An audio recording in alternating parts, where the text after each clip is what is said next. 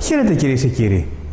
Αφορμή για το θέμα της σημερινής μας εκπομπής πήραμε από 3 σημαντικά ιστορικά γεγονότα που αναδείχθηκαν ξανά αυτό το διάστημα. Και συγκεκριμένα την Επανάσταση του 1821, αλλά και το διχασμό που επακολούθησε, τα γεγονότα του εμφυλίου, την έναρξη του εμφυλίου στην Ελλάδα, που ξεκίνησε από το Λιτόχωρο το 1946, το βράδυ της 30ης Μαρτίου, ξημερώματα 31ης Μαρτίου, Κυριακή του 1946. Καθώς και για το ξεσηκωμό των Ελλήνων της Κύπρου, των αδελφών Κυπρίων, την 1η Απριλίου του 1955, καθώς επίσης και για τον διχασμό που επακολούθησε εκείνη την εποχή.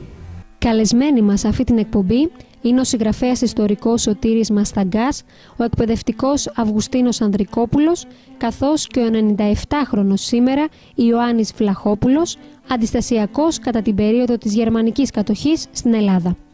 Θέμα της εκπομπής μας είναι κάποιοι διχασμοί και εμφύλοι που σημειώθηκαν στη χώρα από το 1823 μέχρι τη μεταπολίτευση. Την περίοδο 1823-1825 οι επαναστατημένοι Έλληνες ένιωσαν ασφαλείς στην ελεύθερη Πελοπόννησο, στη στερεά Ελλάδα και σε κάποια νησιά. Και τα όπλα με τα οποία είχαν καταδιώξει τους Τούρκους, αυτά τα ίδια όπλα άρχισαν να τα στρέφουν ο ένας εναντίον του άλλου. Αυτές τις διαμάχες τις εκμεταλλεύτηκαν και ξένες δυνάμεις της εποχής για να παρεμβαίνουν στα εσωτερικά μας πράγματα από τότε. Τους ξένους όμως τους χρησιμοποίησαν και οι τότε πολιτικοί και στρατιωτικοί παράγοντες της εποχής για να επικρατήσουν και να ανέμονται την εξουσία.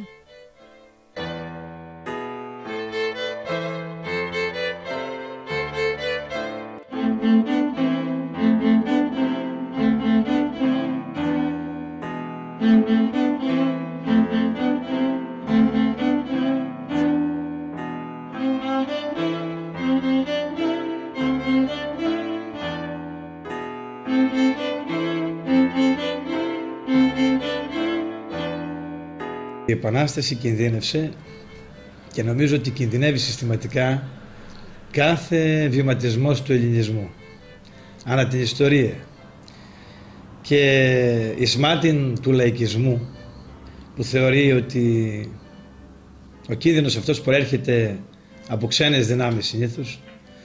Πολύ φοβάμαι ότι οι κίνδυνοι προέρχονται από τον εαυτό μας, τον κακό μας εαυτό. Αυτό συνέβη και στα χρόνια της Επαναστάσεως. Η Επανάσταση... Για ποια χρονολογία μιλάμε? Μιλάμε για το 1823, το φθινόπωρο του 1823, μέχρι το Γενάρη του 1825. Αυτή είναι η περίοδος του εμφυλίου της Επαναστάσεως.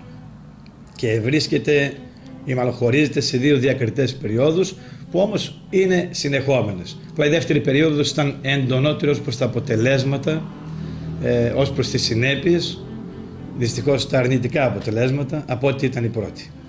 Γιατί συνέβη αυτός ο εμφύλιος τότε, εκείνη την εποχή, σε μια εποχή που επιτέλους η Επανάσταση, είχαν κατασταλεί επαναστάσεις παλιότερα, επιτέλους εκείνη η Επανάσταση έφερνε το ποδούμενο.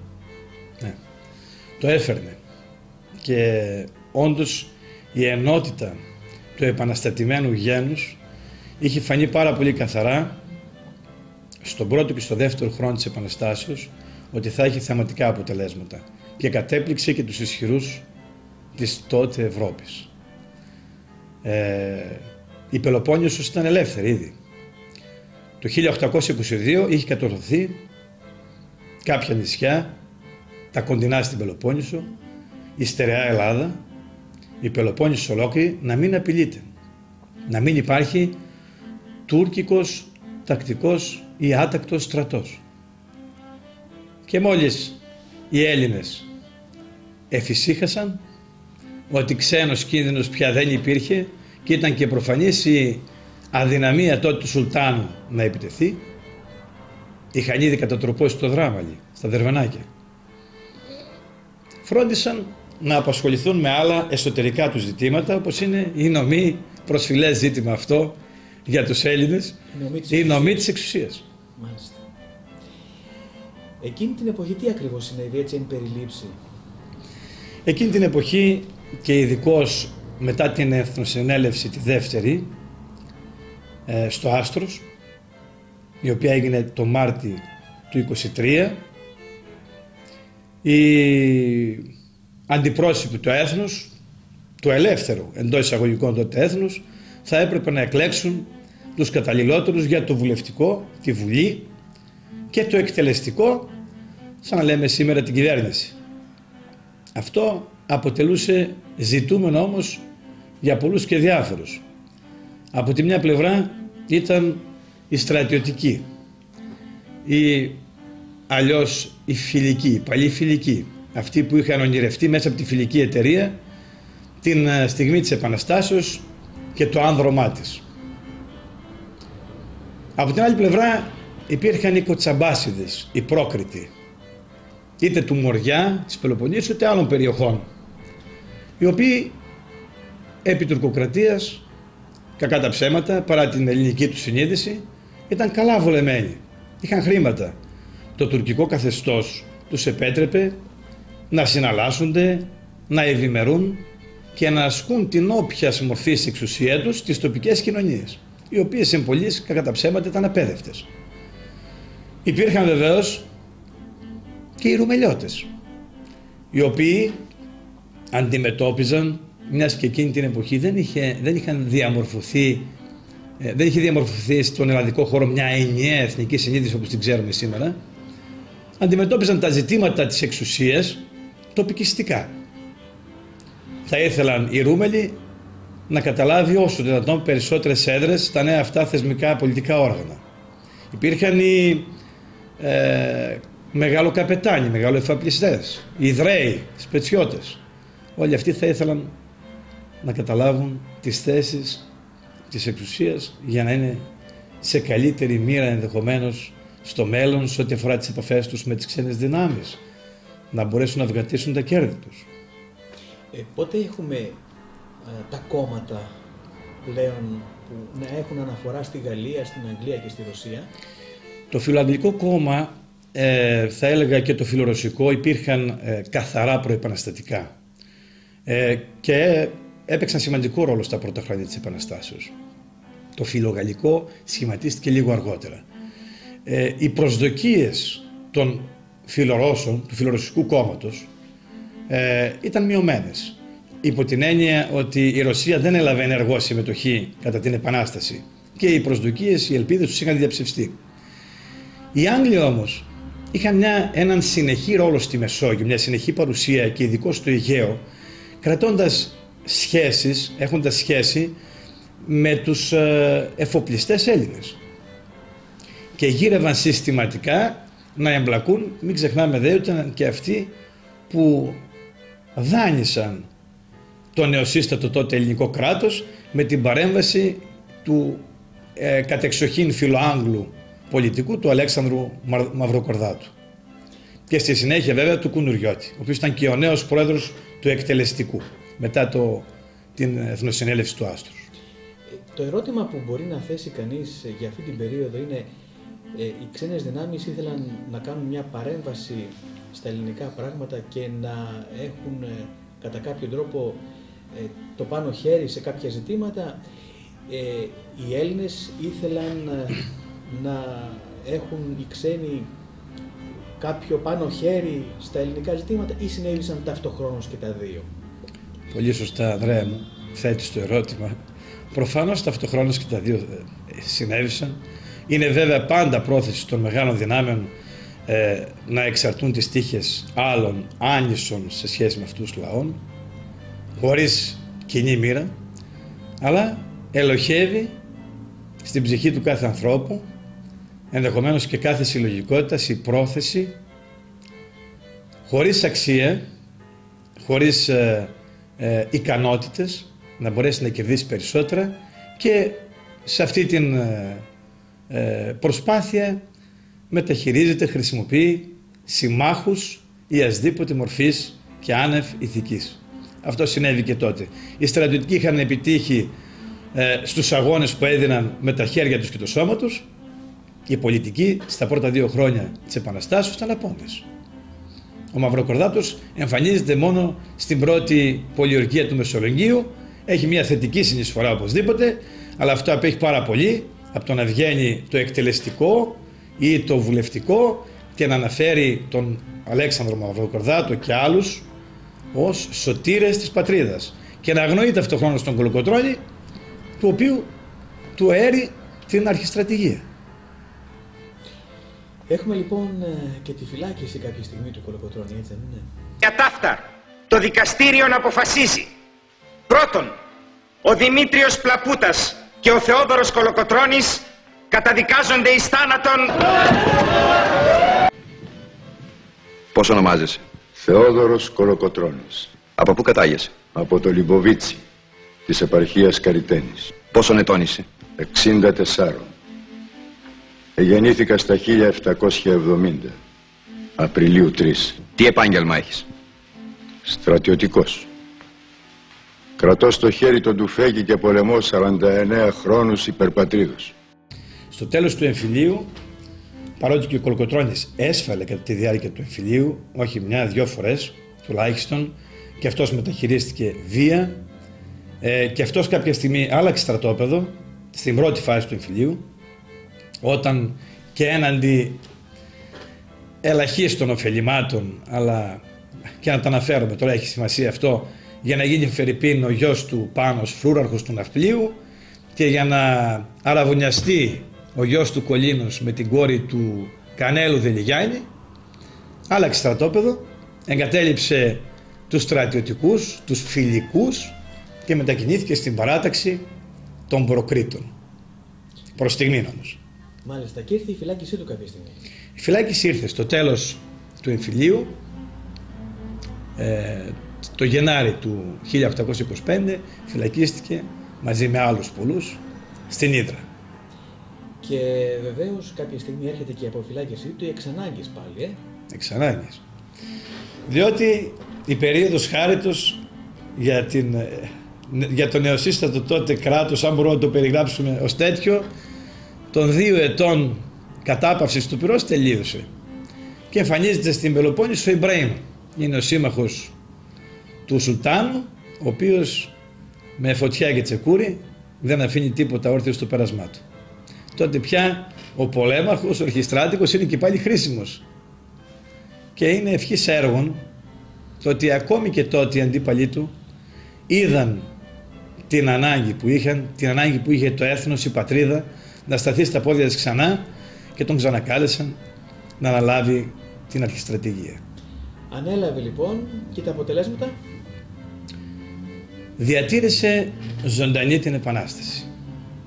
Είναι βέβαιο ότι η τακτική του ανταρτοπόλεμου, την μόνη που μπορούσε να αντιπαραθέσει εκείνη την εποχή η άμυρη Ελλάς, έναντι του τακτικού στρατεύματος του Ιμπραήμ, δεν είχε σημαντικά αποτελέσματα. Παρελοχλούσε όμως συστηματικά, έκανε το ελληνικό ζήτημα να παίζει συνεχώς, να μένει στην επικαιρότητα της ατζέντας, της διεθνούς για την εποχή ατζέντας, και είχε αποτέλεσμα την τελική παρέμβαση των ευρωπαϊκών δυνάμεων, η οποία φάνηκε πεντακάθαρα και στην ναυμαχία του Ναβαρίνου, όταν καταναυμαχήθηκε ο ενωμένος τουρκο-αιγυπτιακός στόλος από τις 3 τότε μεγάλες δυνάμεις, αλλά και αργότερα στην αποβίβαση των γαλλικών στρατευμάτων υπό τον στρατηγό Μέζονα, 14.000 να θυμάμαι καλά, που έδωσαν την οριστική λύση, την αποχώρηση, επέτρεψαν την αποχώρηση των Τούρκων από την Πελοπόννησο και τη Ρούμενη. Τελικά δηλαδή με τη βοήθεια των ξένων απελευθερώθηκε η Ελλάδα. Ναι. Εκείνο που θέλω να ρωτήσω είναι, έχουμε λοιπόν την ενότητα που έρχεται σε κρίσιμες στιγμές, όπως η περίοδος εκείνη που κατεβαίνει ο Ιμπραήμ και τότε απελευθερώνεται ο Κολοκοτρώνης, αισθάνονται οι Έλληνες τον κίνδυνο και στον κίνδυνο ενώνονται, και έχουμε λοιπόν όταν εφησυχάζουν οι Έλληνες έχουμε τον εμφύλιο. Αυτό έχει συμβεί πολλές φορές και πριν από την Επανάσταση του 1821 και στη Βυζαντινή Αυτοκρατορία μπορούμε να δούμε τέτοια ακόμα περιστατικά, συμβάντα. Έχουμε και μετά. Επειδή όμως η Ελλάδα ως χώρα έχει και μια παράδοση από την αρχαιότητα, έχει μια παράδοση, οι αρχαίοι Έλληνες έλεγαν, ας πούμε, σε αυτές τις περιπτώσεις καλή το προλαμβάνει ή το θεραπεύει.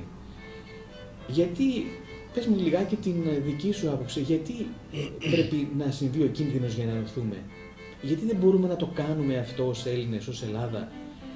Μια χώρα που γέννησε τη δημοκρατία, που γέννησε το μέτρο, που γέννησε όλο αυτό το οικοδόμημα που έχει σήμερα και καφιέται ο κόσμος, γιατί δεν μπορεί η Ελλάδα να προνοεί, να προβλέπει, οι Έλληνες να προβλέπουν και να μην έχουμε εμφυλίους μέχρι και σήμερα και να μπορούν να έχουν πάντοτε ενότητα. Τι ακριβώς συμβαίνει με τον Έλληνα και την Ελλάδα? Ωραία μου. Αυτό το είπε πολύ καλύτερα από μένα από ό,τι θα το έλεγα εγώ και οποιοδήποτε άλλος ο Μακρυγιάννης. Δύσκολα υποτάσσουμε το εγώ στο εμείς. Ως έθνος, ως φυλή, έχουμε τρομερά πλεονεκτήματα. Αλλά έχουμε και ένα ισχυρότατο μειονέκτημα. Ο εγωισμός. Αυτό είναι μειονέκτημα του κάθε ανθρώπου βέβαια και ίσως και του κάθε έθνους. Αλλά σε εμάς στην Ελλάδα, στους Έλληνες, υπάρχει μέσα το DNA μας, έχω την αίσθηση. Ήταν αδύνατο και είναι αδύνατο κατά εποχές να υποτάξουμε αυτό που ατομικά μας ωφελεί, το ιδιωτελές αν θες συμφέρον μας, σε έναν ευρύτερο σχεδιασμό, να το υποτάξουμε, ίσως ακόμη και να το επιδιώξουμε μέσα από το συλλογικό συμφέρον. Κάτι που άλλοι λαοί το κάνουν ευκολότερα από εμάς. Κατά τον Σωτήρη Μασταγκά, από το 1914 μέχρι την τραγωδία της Κύπρου το 1974, η Ελλάδα έζησε περιόδους διχασμών, περιόδους με σπέρματα διχασμών. Την περίοδο 1916-1917, για 9 μήνες η Ελλάδα έζησε κορυφαία περίοδο εθνικού διχασμού, όταν στα πολιτικά χαρακόμματα βρέθηκαν βενιζελικοί και βασιλικοί, φιλελεύθεροι και αντιφιλελεύθεροι. Μόλις πριν από λίγες μέρες, η Μακεδονία γιόρτασε τα 100 χρόνια από την απελευθέρωση ενός σημαντικού τμήματός της το 1912. Ωστόσο, λίγα χρόνια μετά την απελευθέρωση της Μακεδονίας, η Μακεδονία, αυτή η περιοχή και η Ελλάδα ολόκληρη, γνώρισαν έναν μεγάλο εθνικό διχασμό. Ήταν τότε που η Ελλάδα χωρίστηκε στα δύο. Συγκροτήθηκαν δύο κυβερνήσεις. Η μία κυβέρνηση ήταν στην Αθήνα, η κυβέρνηση των Αθηνών όπως λεγόταν, όπου κυριαρχούσαν οι βασιλικοί, και η άλλη η κυβέρνηση της Θεσσαλονίκης, όπου κυριαρχούσαν οι βενιζελικοί. Την εποχή, αγαπητέ Ανδρέα, που επικολούθησε του Πρώτου και του Δευτέρου Παγκοσμίου Πολέμου με την προσάρτηση της Μακεδονίας και της Υπήρου και σχεδόν του διπλασιασμού του ελληνικού εδάφους, ακολούθησε η δίνη του Πρώτου Παγκοσμίου Πολέμου. Γρήγορα, αμέσως μετά το 1912-13, η Ελλάδα και τα σκλαβωμένα μέρη που απελευθερώθηκαν της Μακεδονίας και της Υπήρου μπήκαν σε ρυθμούς ανάπτυξης. Και ενώ υπήρχε μια ικανοποίηση και χαρά από τον κόσμο, η Ελλάδα βρέθηκε, όπως είπα, στη δίνη του Πρώτου Παγκοσμίου Πολέμου, το 1914. Δύο ήταν οι κυρίαρχες πολιτικές δυνάμεις στη χώρα εκείνα τα χρόνια. Ήταν ο Ελευθέριος Βενιζέλος με το κόμμα του των Φιλελευθέρων και ο βασιλιάς Κωνσταντίνος ο Πρώτος, ο οποίος βέβαια ως θεσμός δεν είχε δικό του κόμμα, αλλά επηρέαζε πολιτικούς, επηρέαζε πολιτικές καταστάσεις και κόμματα. Αυτοί οι δύο άντρες δεν τα πήγαιναν καλά, δεν συμφωνούσαν μεταξύ τους και με την έναρξη του Πρώτου Παγκοσμίου Πολέμου έπρεπε η Ελλάδα να ακολουθήσει μία από τις δύο δυνάμεις που δημιουργήθηκαν τότε. Να επιλέξει μία από τις δύο δυνάμεις. Οι δυνάμεις αυτές ήταν η Αντάτ, που την αποτελούσαν η Γαλλία, η Αγγλία, η Ρωσία και αργότερα η Ιταλία. Αργότερα μπήκε η Ελλάδα και η Αμερική. Και ο άλλος συνασπισμός δυνάμεων ήταν οι λεγόμενες κεντρικές δυνάμεις, που την αποτελούσε η Γερμανία, η Αυστρο-Ουγγαρία και αργότερα προσχώρησε η Βουλγαρία με την τότε Οθωμανική Αυτοκρατορία. Ο Βενιζέλος ήθελε την ενεργό συμμετοχή και συμπόρευσε με τις δυνάμεις της Αντάτ. Για το λόγο ότι ήλπιζε ότι με μία νίκη των δυνάμεων αυτών θα μεγάλωναν περαιτέρω τα σύνορα της Ελλάδος, και ήλπιζε ότι οι δυνάμεις αυτές εξασφάλιζαν καλύτερα τα σύνορά του, κυρίως από θαλάσσης, γιατί τότε δεν είχε και τόσο δύναμη η Ελλάδα να προστατεύσει τα θαλάσσια σύνορά της. Επένδυε σε μία νίκη των δυνάμεων της Αντάτ για να υλοποιήσει το όραμα της Μεγάλης Ελλάδος.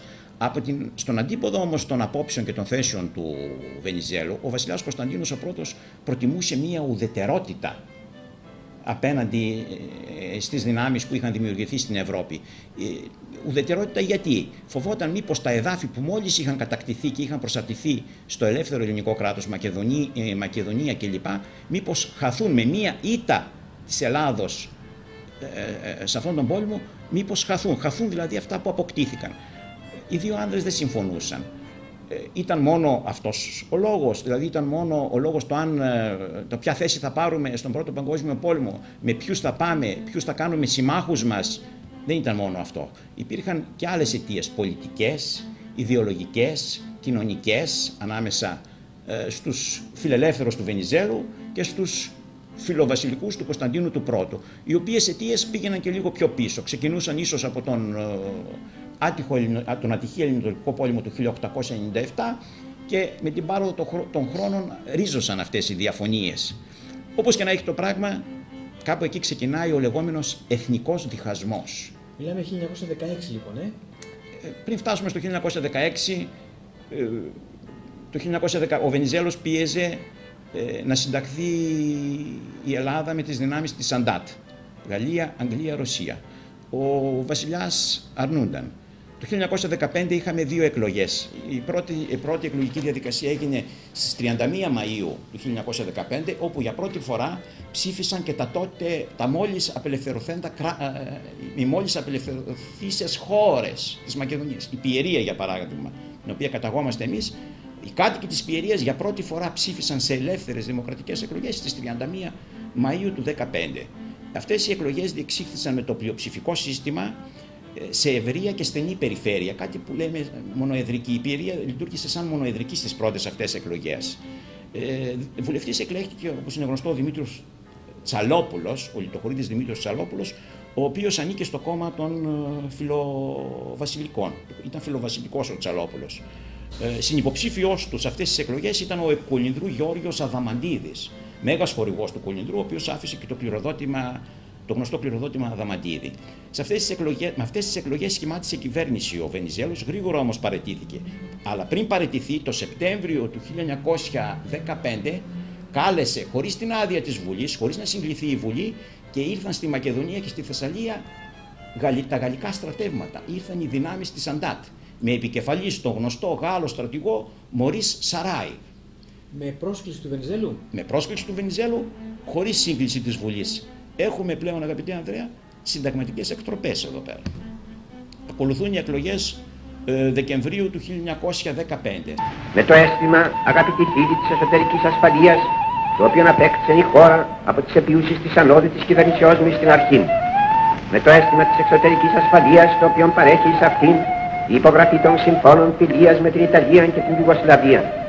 Με δημόσια οικονομικά απολύτως στερεά, με νόμισμα υγιές, με ουσιαστικών τερματισμών των εμφυλίων σπαραγμών, με εντεταμένη την προσοχή της κυβερνήσεως στην ανάπτυξη και των άλλων πηγών του πλούτου, αλλά προπάντων της γεωργικής παραγωγής, η χώρα δύναται να χωρίσει με πλήρη αισιοδοξία στο έργο της οικονομικής ανασυγκροτήσεως και της γενικής αναπτάσεώς της. Με κατηγορούν ότι είμαι πολύ αισιόδοξος.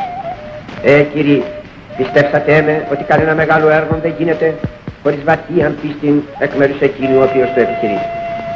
Την πίστη αυτήν ότι εντός της μιας αυτής τετραετίας η Ελλάδα μπορεί να γίνει αγνώριστη, την έχω βαθιά μέσα στην καρδιά μου.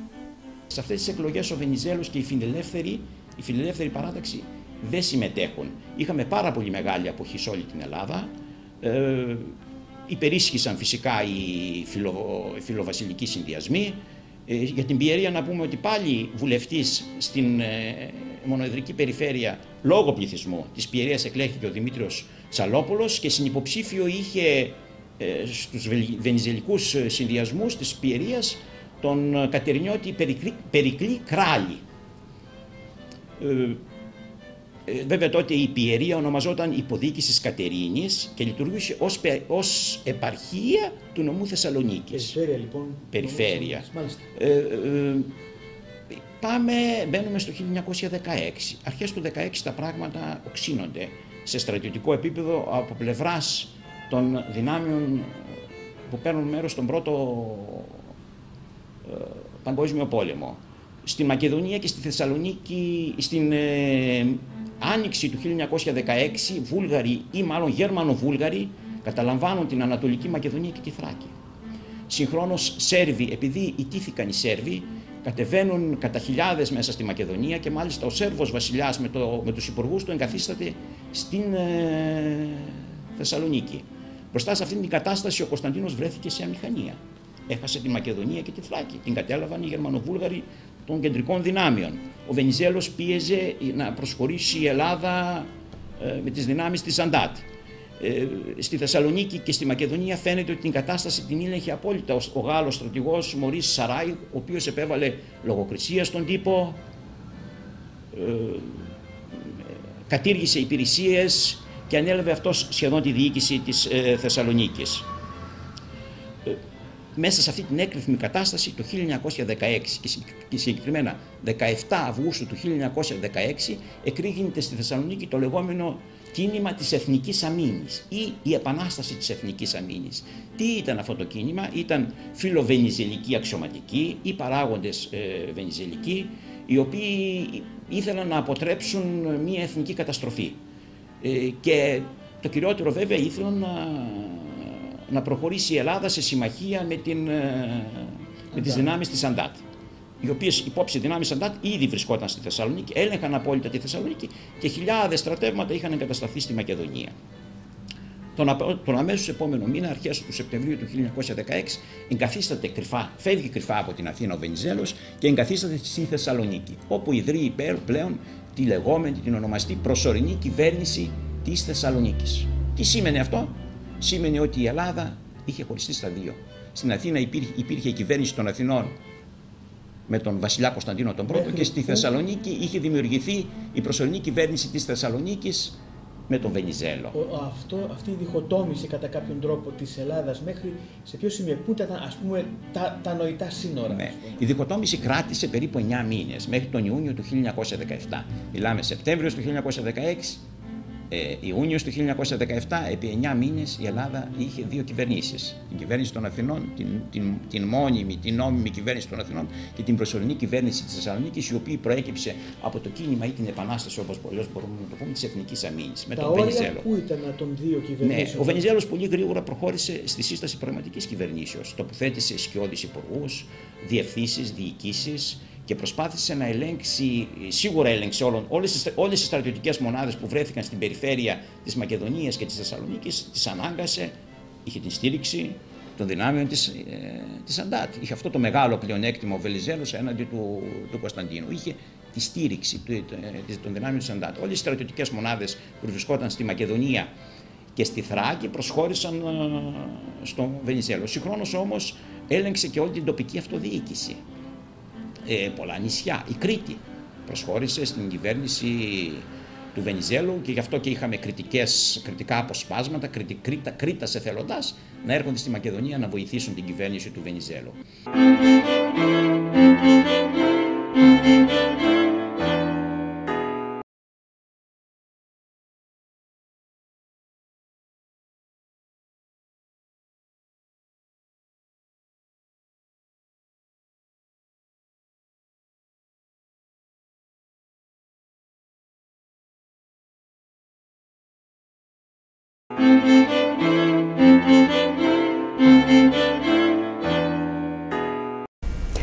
Κατά τα γεγονότα του μεγάλου εθνικού διχασμού, η Ελλάδα διχοτομείται και όπως προείπαμε, δημιουργούνται δύο κυβερνήσεις, η μία στην Αθήνα και η άλλη στη Θεσσαλονίκη. Επίσης, στο λιτόχωρο δημιουργείται και μια ουδέτερη ζώνη. Σε τμήμα της Βόρειας Ελλάδας κυριαρχούν πλέον γαλλικά στρατεύματα. Αρχίζουν συλλήψεις, εκτοπίσεις, εξορίες. Σε ελληνικά σχολεία αναρτάται η γαλλική σημαία και οι μαθητές και οι μαθήτριες τραγουδούν τον ύμνο της Γαλλίας.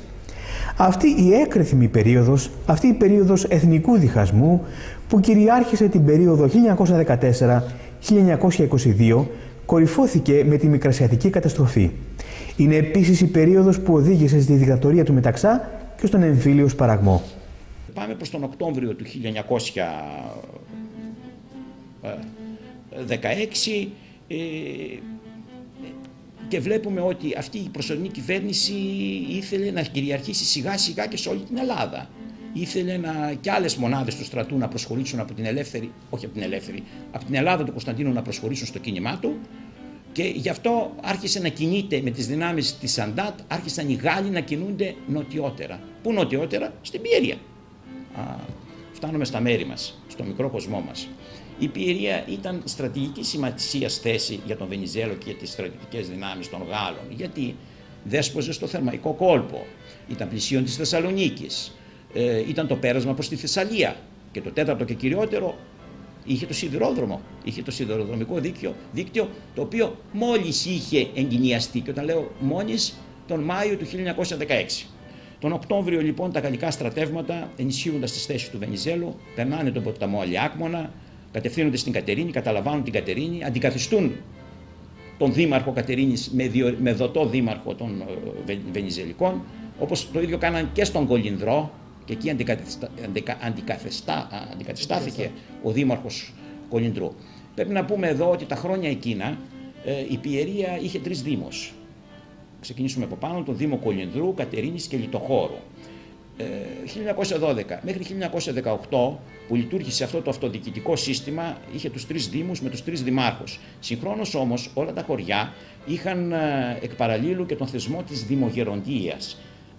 Προκειμένου να γίνει ήπια και ομαλά η προσαρμογή των παλαιών χωρών στο ελλαδικό σύστημα, στο νέο ελληνικό κράτος, επιτράπει για μερικά χρόνια να λειτουργεί και ο παλιός θεσμός της δημογεροντίας ή των μουχτάριδων που λέμε. Γι' αυτό και βλέπουμε αυτή την περίοδο 1912-13 έως το 1918 εκ παραλλήλου με τον θεσμό των δήμων και των δημάρχων να λειτουργούν και οι δημογέροντες οι παλαιοί. Άρα οι κοινότητες εξακολουθούσαν να έρχονται τους δημογέροντες, οι οποίοι πλέον λεγόταν πρόεδροι κοινοτήτων. Το 1918 με τον νέο αυτοδιοικητικό νόμο, αυτόν τον περίφημο νόμο περί κοινοτήτων, όλα τα χωριά έγιναν κοινότητες και καταργήθηκαν οι δήμοι. Λοιπόν, έχουμε την αντικατάσταση από τους Γάλλους. Οι Γάλλοι μπαίνουν στην Κατερίνη. Πολλά έχουμε να πούμε τώρα εδώ πέρα για την Πιερία. Υπήρχαν βιαιότητες, υπήρχαν βιοπραγίες, υπήρχε μια τρομοκρατία. Στην Πιερία βρισκόταν συγχρόνως και ο στρατός του Κωνσταντίνου, ο ελληνικός στρατός του Κωνσταντίνου της κυβερνήσεως των Αθηνών. Αναγκάστηκε με συμφωνίες ή με παράνομες έκνομες ενέργειες ο στρατός των Αθηνών να κινηθεί προς τα κάτω, να φύγει, να πάει προς τη Λάρισα, να περάσει τα Τέμπη. Η κατάσταση όμως δεν ήταν καθόλου καλή. Τρομοκρατία, βιοπραγίες, εχθρικές ενέργειες. Κάπου εκεί, 2 Νοεμβρίου του 1916, υπήρχε συμφωνία μεταξύ Κωνσταντίνου των Αθηνών και του Σαράγη, του στρατηγού Μωρίς Σαράγη, των δυνάμεων της Σαντάτ, να δημιουργηθεί η λεγόμενη ουδέτερη ζώνη. Τι σημαίνει ουδέτερη ζώνη? Δημιουργήθηκε μία ζώνη πλάτους 8 χιλιόμετρων στην περιοχή του Λιτοχώρου, όπου στο κέντρο του βρέθηκε το Λιτόχωρο. Στο κέντρο αυτής της ζώνης βρέθηκε το Λιτόχωρο. Η ζώνη ξεκινούσε από το στόλο, από τη σκάλα Λιτοχώρου, τη σημερινή Γρίτσα, και έφτανε στα καλύβια Βαρικού. Και ανέβαινε προς τα πάνω, προς τα βόρειο-αλβανικά σύνορα. Μέσα στο κέντρο αυτής της ζώνης, στην περιοχή της Πιερίας, βρέθηκε το Λιτόχωρο. Στην πράξη η Ελλάδα διχοτομήθηκε. Πρόκειται για μια σκοτεινή περίοδο της ελληνικής ιστορίας, αυτή η ουδέτερη ζώνη και η διχοτόμηση. Στην πράξη είχαμε 2 κράτη. Είχαμε το κράτος του Βενιζέλου και το κράτος των Αθηνών κάτω στην Αθήνα. Ουδέτερη ζώνη και Λιτόχωρο. Πολλά έχουμε να πούμε. Πάρα πολλά. Με γεγονότα. Μπήκαν οι Γάλλοι λοιπόν. Τον έλεγχο της ουδέτερης ζώνης την ανέλαβαν οι δυνάμεις αποκλειστικά της Σαντάτ. Και συγκεκριμένα οι Γάλλοι. Οι Γάλλοι εγκαταστάθηκαν στην Κατερίνη και έλεγχαν απόλυτα την περιοχή του Λιτοχώρου, απαγορεύοντας οποιονδήποτε να περνάει από αυτή τη ζώνη αν δεν υπέκειτο σε έλεγχο. Πόσο κράτησε αυτή η διαδικασία? Κράτησε από τις 2 Νοεμβρίου του 2016 μέχρι την 1η Ιουλίου του 1917. Γίνανε πάρα πολλά πράγματα αυτή την περίοδο στο Λιτόχωρο. Εγώ ως Λιτοχωρίτης την κατέχω την ιστορία και πολλά μπορώ να πω. Τι να πω? Να πω ότι αντικαταστάθηκε η Δημοτική Αρχή. Ο δήμαρχος ο Γρηγόριος Φούντος αντικαταστάθηκε από τον βενιζελικό γιατρό Κωστή Ζωγράφο, όπως και όλο το δημοτικό Δημοτικό Συμβούλιο. Οι γαλλικές δυνάμεις στο σύνολό τους εγκαταστάθηκαν εκεί που είναι σήμερα το πάρκο Λιτοχώρου, τα γνωστά Κατούνια. Το μετόχι του Αγίου Διονυσίου, η Σκάλα, το χρησιμοποιούσαν ως νοσοκομείο, γιατί τότε τις δυνάμεις σε όλες τις αντιπαχόμενες πλευρές του Πρώτου Παγκοσμίου Πολέμου τις θέριζαν οι λεγόμενες επιδημικές νόσοι, επιδημικές λοιμώξεις. Οι επιδημικές λοιμώξεις ήταν κυρίως ο δάγκαιος πυρετός και η ελονοσία. Θερίζονταν οι στρατιώτες των συμμαχικών στρατευμάτων από τέτοιες επιδημικές λοιμώξεις. Κατά την περίοδο της γερμανικής κατοχής δημιουργούνται αντιστασιακές ομάδες εναντίον των κατακτητών, ωστόσο προτού αποχωρήσουν οι Γερμανοί από την Ελλάδα, βλέπουμε και το φαινόμενο Έλληνες να στρέφουν τα όπλα εναντίον άλλων Ελλήνων. Από τότε δημιουργούνται οι προϋποθέσεις για τα θλιβερά συμβάντα που θα ακολουθήσουν μετά την απελευθέρωση της Ελλάδας από τους Γερμανούς, δηλαδή τα αιματηρά γεγονότα των Δεκεμβριανών, αλλά και ο εμφύλιος της περίοδου 1946-1949 που ξεκίνησε από το Λιτόχωρο. Λοιπόν, η δικτατορία, το μεταξικό καθεστώς της 4ης Αυγούστου του 1936 έχει μέσα σπέρματα του εθνικού διχασμού εκείνο. Όπως και ο εμφύλιος πόλεμος 1946-49. Έτσι. Πάντως ο εμφύλιος εκείνης της περίοδου είχε ξεκινήσει, αν θυμάμαι καλά, λίγο πριν φύγουν οι Γερμανοί. Υπήρξαν και τότε. Υπήρξαν και τότε, έτσι. Απλώς το οι Γερμανοί έφυγαν τον Οκτώβριο του 1944, είχαμε τα γεγονότα του Δεκεμβρίου του 1944. Μετά την περίοδο εκεί με τις συνθήκες που γίνανε, τις συνθήκες που προσπαθούσαν να στήσουν τις πρώτες κυβερνήσεις μετά το 1944. Το 1945 είχαμε την συνθήκη της Βάρκιζας. Το 1946 είχαμε τα γεγονότα εδώ, του Λιτοχώρου. Είχαμε τα γεγονότα, ξεκίνησε ο εμφύλιος. Είχε μέσα τον παράγοντα του εθνικού διχασμού, δηλαδή τις ιδεολογίες, τις πολιτικές και τα κοινωνικά πισωγυρίσματα του εθνικού διχασμού τα είχε μέσα ο εμφύλιος πόλεμος. Και ο ξένος παράγων οπωσδήποτε έπαιξε και εκείνος το δικό του ρόλο. Βρήκε ευκαιρίες. Πάντα από πίσω τον βρίσκουμε. Τον ξένο παράγοντα στις διχόνοιες και στους διχασμούς τον βρίσκουμε να παραμονεύει. Για την περίοδο του εμφυλίου που ξεκίνησε από το Λιτόχωρο, η εκπομπή μας δεν παίρνει θέση για το ποια πλευρά είχε δίκιο και ποια πλευρά είχε άδικο. Για αυτά τα γεγονότα θα μιλήσει η ιστορία και η ιστορική του μέλλοντος, όταν πια θα έχουν σβήσει τα μίση και τα πάθη που κυριαρχούν ακόμη σε κάποιες κοινωνίες. Τότε νυφάλια η ιστορία και οι ιστορικοί θα αποδώσουν την πραγματικότητα των γεγονότων εκείνης της εποχής και θα δώσουν απαντήσεις στα πολλά γιατί.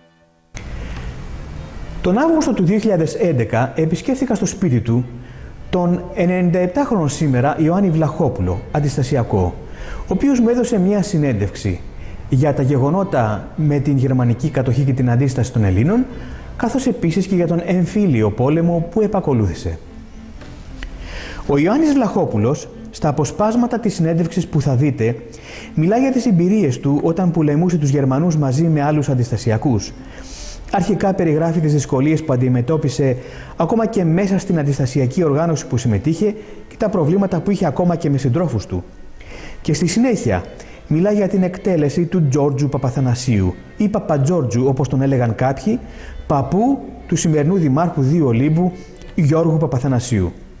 Μάλιστα, για να καταλάβει κανείς τις δύσκολες εποχές που ζούσε τότε η Ελλάδα και ο ελληνισμός, αρκεί να δει μέσα από τη διοίκηση αυτή το πώς ο Τζόρτζος Παπαθανασίου εκτελέστηκε από τα χέρια ενός ανθρώπου, τον οποίο είχε προηγουμένως σώσει από βέβαιη εκτέλεση από αντάρτες. Όταν εγώ θα βγω δημοσίως να μιλήσω σε μια συγκέντρωση και θα εξαγγέλω ότι όλα είναι κοινά, όλα είναι ίσια, δεν υπάρχουν διακρίσεις και αυτά. Και όταν εσύ τελειώνεις το λόγο σου από το μπαλκόνι και κατεβαίνεις κάτω και πας, ξέρεις, εγώ θέλω να φάω καλύτερα από τον άλλο, εγώ θέλω εκείνο το ότι είμαι στέλεχος, είναι ξέρω. Και εγώ δεν μαρτύρομαι, είναι καλά. Τώρα είπες άλλα, τώρα ζητάς άλλα. Δυστυχώς, προς το τέλος του 1944 ήρθε σε ρήξη με κομμουνιστάς, διότι ζητούσαν να καλοπερνούν αυτοί και ο Κοσμάκης άλλος, ο οποίος τα παιδιά του ήταν έξω αντάρτες, δεν είχαν ψωμί να φάνε. Εγώ δεν τα δεχόμουν αυτά. 3 φορές με περάσαν από Ολομέλεια. Λοιπόν, έκανα κανένα έγκλημα και μάλιστα σε έναν καπετάνιο τον είπα, όταν ήρθες στο λιτόχωρο και με βρήκες εδώ, ήσουνα για πεθαμόλο, ούτε να περπατήσεις δεν μπορούσες. Ποιος σε ζωντάνιψε, το λέω. Είχα εγώ να σε δώσω για να φας. Από τους αράνους που γινόταν για αυτά, είπα, δώσ' του τον άνθρωπο να φάει να μπορέσει να δυναμώσει. Έκανα κανένα έγκλημα και γιατί δεν τα λες παρουσία εδώ πέρα όλων. Και αναγκάστηκε και μίλησε για τους. Ναι. Άρα γιατί κατηγορώ. Πρώην χωροφύλακας, ο οποίος ήταν γαμπρός εδώ, ήταν από τη Λαμία καταγωγή του, κάποιος Κιούσης ονόματι, ο οποίος ήταν τόσο αθυρόστομος, χτυπούσε και τη γυναίκα του. Εμείς το ξέραμε και δεν το δίναμε σημασία. Οπότε μια μέρα, ενώ έδερνε τη γυναίκα του και φώναζε, θα σε πάω στους Γερμανούς, να σε κρεμάσω, να ξέρω τι. Εκείνη την ώρα περνούσαν κάτω από το σπίτι του κάτι αντάρτες οι οποίοι είχαν έρθει από τη Θεσσαλία.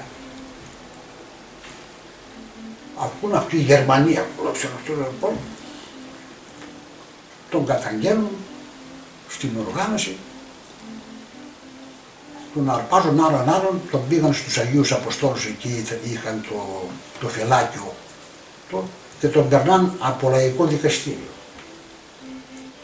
Εκτέλεση.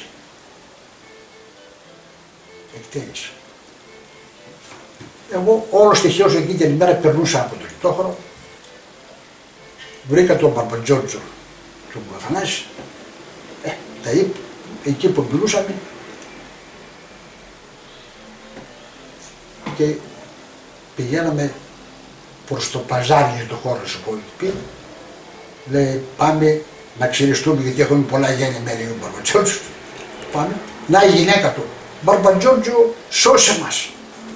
Τι μωρή τι έπαθες, έτσι μιλούσε ο Μπαρμπατζόρτζο.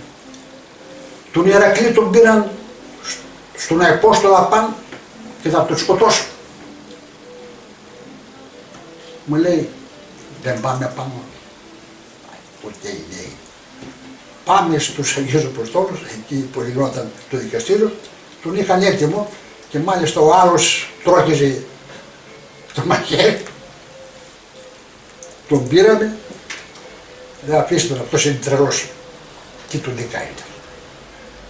Τον πήραμε, τον κατεβάσαμε, τον πήγαμε στο σπίτι, δεν θα ξαναμιλήσει και δεν θα βγεις έξω, γιατί άντε τώρα βρεθήκαμε εδώ πέρα. Εάν δεν ήμασταν, τι θα γινόταν, θα σε είχαν κόψει. Αυτός λοιπόν πήγε να... Αυτός κρέμασε και σκότωσε τον Μπαρμπατζόρτζο τον Παπαθανάση. Μέσα στην αστυνομία. Ένα πράγμα απίστευτο. Εγώ είχα ντυθεί και να βγω με τους φίλους μου έξω, να κάνουμε βόλτα, πηγαίναμε και στο πάρκο, ήταν γαμπροπάζδωρο τότε, νέος εγώ. Βλέπω τρεχάτος ένας, έρχεται εκεί, λέει, εδώ μου λέει είσαι, λέω γιατί ρε, τι έγινε. Κρύψου γρήγορα, σε ψάχνει ο Ηρακλής να σε βρει. Ο Ηρακλής, λέω τι έγινε. Τον Μπαρμπατζόρτζο τον γκρέμασε στην αστυνομία, τον σκότωσε. Τώρα ψάχνει σένα. Εγώ κρύφτηκα. Με έναν φίλο μου, κρυφτήκαμε εδώ και έφυγα ξημερώματα την άλλη την ημέρα προς το Βρακό και από εκεί στην Κατερίνη είχα ένα μπάρμαν που ήταν ληξίαρχος εκεί στην επαρχία και κρύφτηκα και πέρα μια εβδομάδα. Να μην με βρουν. Γεγονότα τα οποία... Δύσκολα χρόνια. Δύσκολα χρόνια. Προς το τέλος αυτής της αφήγησης για τα διχαστικά σπέρματα που υπάρχουν στο DNA των Ελλήνων, όπως λέει ο Σωτήρης Μασταγκάς, αναφέρεται και στον ξένο παράγοντα. Στις παρεμβάσεις του ξένου παράγοντα σε σχέση με γεγονότα όπως του 1965, της 21ης Απριλίου 1967, αλλά και της τραγωδίας της Κύπρου. Και τονίζει ότι Αν θέλουμε εμείς εδώ στην Ελλάδα να υπάρχει ενότητα, τότε πρώτοι οι πολιτικοί θα πρέπει να μάθουν να συζητούν, να συνομιλούν, να κάνουν ένα ορθό και ειλικρινή διάλογο, ώστε να εμπνέουν και τους πολίτες. Δεν θα λέγατε ότι εμείς επιτρέψαμε τον ξένο παράγοντα να κάνει κουμάντο στα χωράφια μας, στην πατρίδα μας? Δεν έχουμε κι εμείς μια κάποια ευθύνη σε αυτά τα ζητήματα? Έχουμε ευθύνη. Ως λαός και ως ελληνικό έθνος, ξέρεις αγαπητέ Ανδρέα, εγώ πιστεύω ότι αυτό το διχασμό, το χόμπι του διχασμού τον έχουμε μέσα μας, όχι απλώς στους τελευταίους αιώνες, τον έχουμε επί χιλιάδες χρόνια μέσα μας. Και κατόπιν αυτού έχουμε γίνει από τους ξένους αναγνωρίσιμοι, θα το έλεγα. Μάλιστα. Και όταν είσαι αναγνωρίσιμος, είσαι και ευάλωτος, είσαι προβλέψιμος. Αναγνωρίσιμος, γίνεσαι προβλέψιμος και εύκολα ευάλωτος στη σχέση σου με ξένες δυνάμεις, ως προς τον διπλωματικό τομέα, ως προς την άμενα και ως προς τις διεθνείς σου σχέσεις. Δηλαδή θα έλεγα είμαστε διαβασμένοι από τους ξένους. Το 1965 με τα γεγονότα εκείνα της εποχής μπορούμε να πούμε ότι ήταν κατά κάποιο τρόπο ένας μικρός διχασμός? Πώς μπορούμε να τη χαρακτηρίσουμε εκείνη την περίοδο του καλοκαιριού του 1965, όπου 65, μετά είχαμε και τη δικτατορία? Η δικτατορία, ναι, η δικτατορία πάτησε σε τέτοιες έκρηθμες και ανώμαλες καταστάσεις που προηγήθησαν σε αυτό το διάστημα του από το Μπορούμε να πούμε ότι εκείνη η περίοδος ότι είχαμε δικαστικές σπέρματα διχασμού? Σίγουρα, η 21η Απριλίου, η στρατιωτική δικτατορία της 21ης Απριλίου του 1967 που κράτησε μέχρι το 1974 ήταν για μένα απόρρια του εθνικού διχασμού του βενιζελικών βασιλοφρόνων. Συνεχιζόταν. Και έχουμε και το τέλος αυτής της περίοδου, από το 1914 πόσο μέχρι... Τα φόπλακα σε αυτό το θέμα του εθνικού διχασμού εκείνης της περίοδου, και όταν λέμε εθνικός διχασμός το γράφουμε με κεφαλαία και το ε και τα δέλτα. Εθνικός διχασμός γιατί πρόκειται για μια ολόκληρη περίοδο της ελληνικής ιστορίας. Μπήκε το 1974 με το δημοψήφισμα. Το 1975 με το δημοψήφισμα του 1975, όπου εκεί μπήκε το τέλος πλέον, ήρθε το τέλος της μοναρχίας, της βασιλευόμενης δημοκρατίας, ας το πούμε, εγώ το λέγα μοναρχίας, ήρθε το τέλος, άρα ήρθε και το τέλος του εθνικού διχασμού. Εκεί μπήκε η πλάκα, μπήκε η επιθανάτιος. Το επισφράγισμα, ναι. Αλλά τι προηγήθηκε? Προηγήθηκε η τραγωδία της Κύπρου, η οποία κατά τους μελετητές είχε και αυτή μέσα σπέρματα εθνικού διχασμού. Τραγωδία της Κύπρου. Να ρωτήσω, μιλάτε για την τραγωδία της Κύπρου. Το 1955-59 οι Κύπροι εναντιώθηκαν εναντίον των Άγγλων και κατόρθωσαν και κέρδισαν την ανεξαρτησία τους. Και λίγο μετά διχάστηκαν και αυτοί. ΕΟΚΑ Α, ΕΟΚΑ Β, δηλαδή το σπέρμα αυτού του διχασμού το βλέπουμε και στους Κύπριους. Το βλέπουμε και στους Κύπριους. Ναι, είμαστε το ίδιο με τους Κύπριους, Έλληνες και αυτοί. Και αυτοί δεν μπόρεσαν να αποφύγουν και αυτή τη χαρά που ένιωσαν με την απομάκρυνση των. Νομίζω αυτές τις μέρες γιορτάζονται και είχαν τη ΕΟΚΑ. 1η Απριλίου. 1η Απριλίου, ναι. Το είδαμε στις εφημερίδες και στην τηλεόραση τα ντοκιμαντέρ και τις επιτυχιακές εκδηλώσεις που γίνανε για τον εορτασμό της ΕΟΚΑ. Δεν απέφυγαν αμέσως μετά την επιτυχία τους αυτή να γίνουν ανεξάρτητο κράτος, δεν απέφυγαν και αυτοί τους διχασμούς. Το ζήσαμε με τον Μακάριο και αργότερα με τον Σαψόν. Γι' αυτό σας είπα ότι η τραγωδία της Κύπρου έχει και αυτή σπέρματα εθνικού διχασμού μέσα. Έχουμε τα τελευταία χρόνια περνάμε μια βαθιά κρίση οικονομική, αλλά αυτή η οικονομική κρίση έχει περάσει πλέον και στην κοινωνία, είναι και μια βαθιά κοινωνική κρίση. Και είδαμε και κάποια φαινόμενα τα οποία είχαμε να τα δούμε για πολλά χρόνια. Ήταν τα φαινόμενα που είχαν σχέση, παραδείγματος χάρη, με τη βία εναντίον των πολιτικών, με συνεχής κινητοποίηση, με μια μορφή διχασμού, μνημονιακή, αντιμνημονιακή. Αυτή την περίοδο πώς θα μπορούσε ενδεχομένως να τη χαρακτηρίσει ένας ιστορικός του μέλλοντος? Έχει σχέση με εκείνη την περίοδο των διχασμών ή είναι κάτι καινούριο? Μερικοί γράφουν για το τέλος ενός διχασμού και την αρχή ενός νέου διχασμού. Συμπληρώθηκαν σχεδόν 3 χρόνια από τότε που ξεκίνησε η εφαρμογή των μνημονίων και η επιβολή των μέτρων εκ μέρους της Τρόικας κλπ. Τον πρώτο χρόνο, που σωστά είπες, το 2011 ακούγαμε δειλά-δειλά ή και φανερά τις λέξεις διχασμός. θα οδηγηθούμε σε διχασμό, θα διχαστούμε, έχουμε σπέρματα διχόνοιας. Μερικοί μιλούσαν, νομίζω και κάποιο κόμμα έλεγε για κοινωνικό αυτοματισμό. Όχι, δεν θα έχουμε διχασμό, θα έχουμε κοινωνικό αυτοματισμό. Δεν ξέρω τι σημαίνει εγώ αυτή η έκφραση, είναι λίγο ψαγμένη. Αλλά το να λες εγώ είμαι μνημονιακός, τότε έμπαιναν αυτά τα διλήμματα. Τώρα φέτος δεν τα ακούμε πολύ. Μνημονιακός, αντιμνημονιακός. Όσοι είναι μνημονιακοί θα ψηφίσουν αυτά τα κόμματα. Όσοι δεν ψηφίζουν θα ψηφίσουν αντιμνημονιακά κόμματα. Μπορούμε να το πούμε διχασμό αυτό? Δεν νομίζω ότι μπορούμε να το πούμε διχασμό. Πάντως είναι μια δύσκολη περίοδος. Είναι μια δύσκολη περίοδος. Όπως και το να πούμε πάλι ότι θα κάνουμε εθνική αντίσταση κατά της Τρόικας και κατά των μνημονίων. Είναι αντίδραση ή είναι εθνική αντίσταση? Σε όλες τις περιπτώσεις πάντως βλέπουμε τον ξένο παράγοντα να εκμεταλλεύεται τις αδυναμίες μας αυτές, τις αδυναμίες μας, αυτό το χαριτολογώντας θα πω το εθνικό μας χόμπι, τα εθνικά μας ταμπού της διχόνοιας και του εθνικού διχασμού, τα οποία είναι η κύρια αιτία της κακοδαιμονίας της Ελλάδος και η κακή μοίρα της Ελλάδος. Ιστορικά φαίνεται ότι ως έθνος και ως λαός τον διχασμό τον έχουμε μέσα μας. Έτσι είναι το DNA μας ο διχασμός. Αυτός είναι και οι αιτίες για τις συνέπειες, αυτός είναι και οι αιτίες για τα κοινωνικά πισωγυρίσματα, πρώτον όπως το είπα, αλλά και για τις μεγάλες εθνικές καταστροφές, όπως ήταν η Μικρασιατική καταστροφή ή όπως ήταν η περίοδος 46-49, ήταν εθνική καταστροφή, δεν ήταν.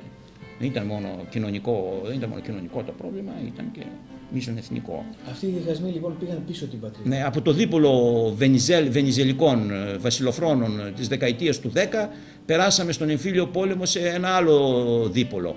Δηλαδή θα φτάσουμε τώρα στο δίπολο μνημονιακή, αντιμνημονιακή εν έτη 2013. Μη γέννητο αυτά τα πράγματα. Τι χρειάζεται, τι πρέπει να γίνει?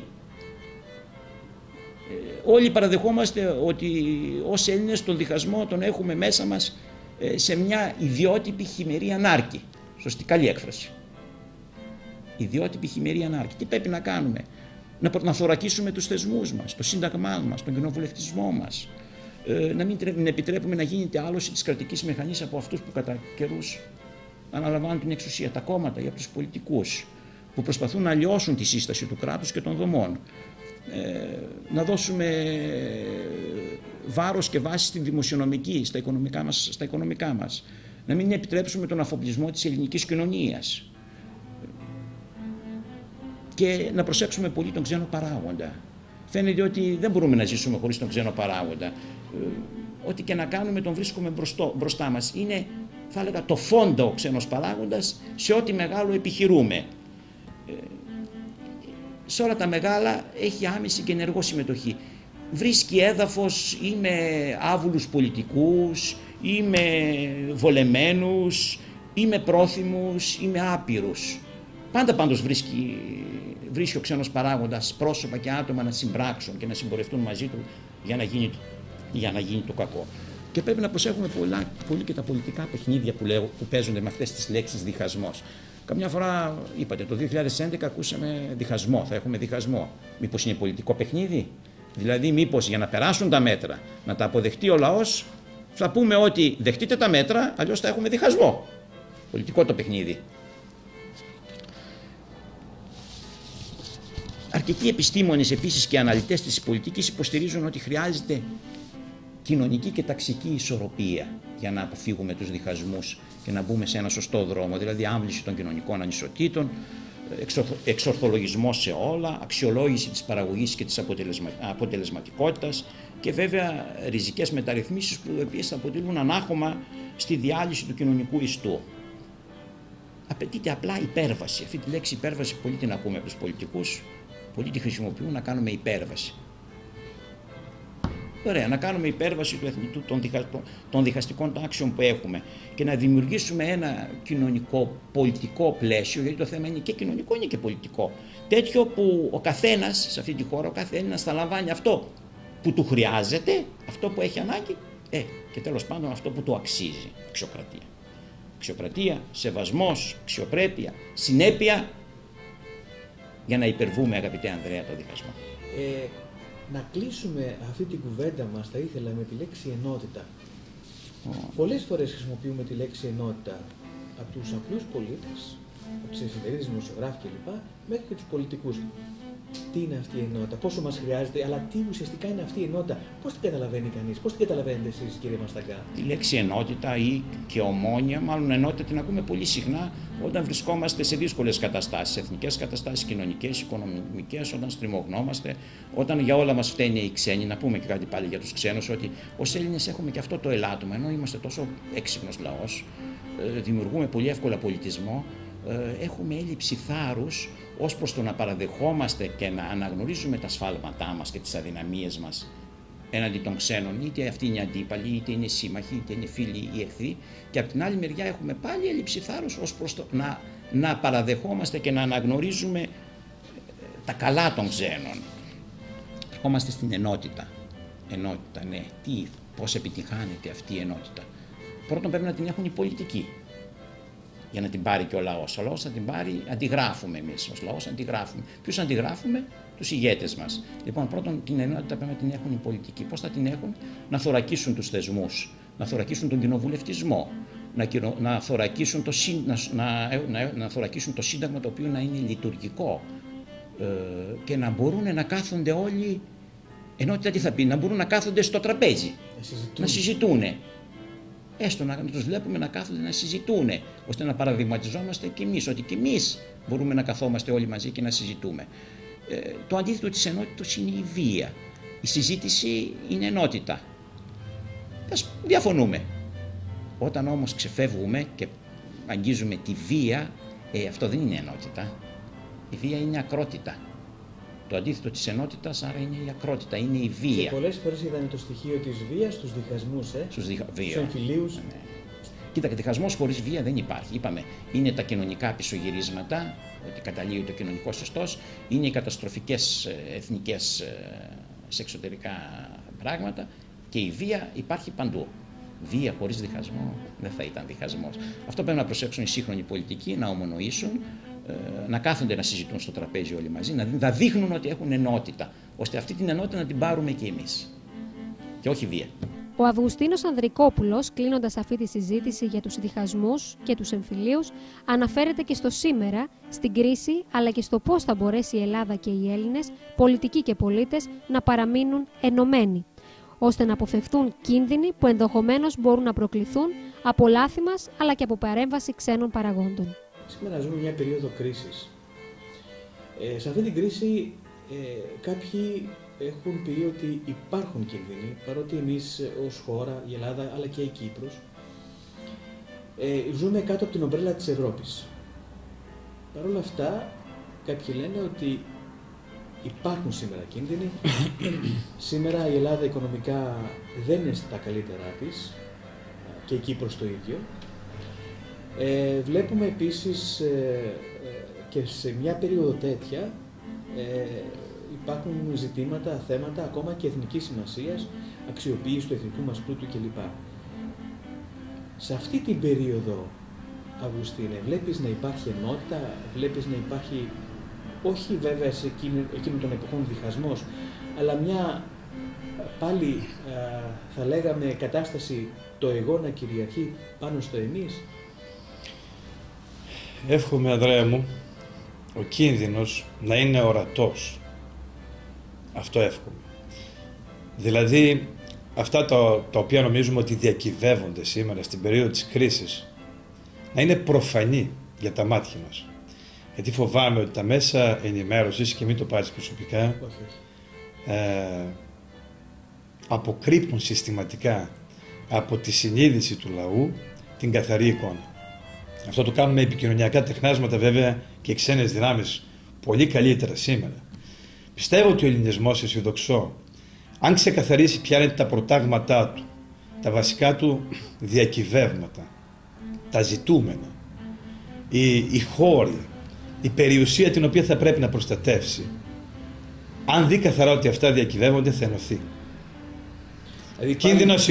Κίνδυνος υπάρχει αν δεν το διακρίνει επαρκώς. Ήδη αυτό που βιώνουμε σήμερα, όσο και αν ο λαϊκισμός στην πολιτική πραγματικότητα την οποία ζούμε στη χώρα μας, όσο και αν ο λαϊκισμός θέλει να το διασκεδάσει ή θέλει να το ελέγξει, αυτή τη στιγμή ζούμε μιας μορφής ενότητα. Τουλάχιστον στην ανάγνωση των συνθήκων, όπως υπάρχουν γύρω μας. Βλέπουμε και το παράδειγμα της Κύπρου, πολύ κοντά μας. Βλέπουμε όλο τον Ευρωπαϊκό Νότο. Οι Έλληνες λοιπόν έχουμε μια μοναδική ευκαιρία να πετάξουμε όποια λάθη κάναμε και να μην τα ξαναεπαναλάβουμε και να βρούμε αυτά που μας ενώνουν από εδώ και στο εξής, μιλώντας μια γλώσσα, τη γλώσσα της αλήθειας. Φίλες τηλεθεάτριες, φίλοι τηλεθεατές, κάπου εδώ μια ακόμα εκπομπή αφετηρία έφτασε στο τέρμα της. Με όχημα την Εγνατία τηλεόραση και μέσα από την εκπομπή αφετηρία κάναμε ένα ακόμα δρομολόγιο στο χρόνο και στην ιστορία. Από το 1823 μέχρι και τη μεταπολίτευση, μέχρι και σήμερα. Αναφερθήκαμε σε διχασμούς και σε εμφυλίους. Αναφερθήκαμε στα αποτελέσματά τους, ακόμα και σε εθνικές καταστροφές που ήρθαν στην Ελλάδα εξαιτίας αυτών των γεγονότων και καταστάσεων. Αναφερθήκαμε όμως και στην ενότητα που πρέπει να υπάρχει σε πολιτικούς και σε πολίτες. Αναφερθήκαμε στην ενότητα ώστε σήμερα, εν μέσω μιας βαθιάς κρίσης, να αποφύγουμε τις προκλήσεις, να αποφύγουμε τις οδυνηρές συνέπειες. Να είστε πάντοτε καλά. Γεια σας.